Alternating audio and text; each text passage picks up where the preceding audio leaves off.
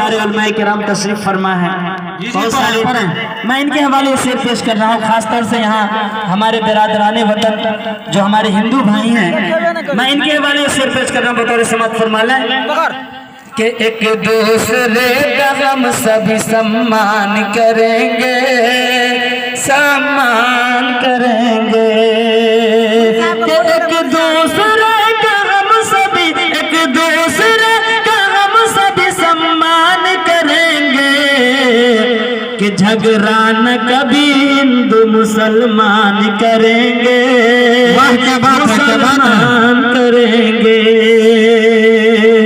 और आखिरी शेर पेश कर रहा हूँ, बतौर इस्तेमाल फरमा लें कि झगड़ा न कभी हिंदू मुसलमान करेंगे, मुसलमान करेंगे।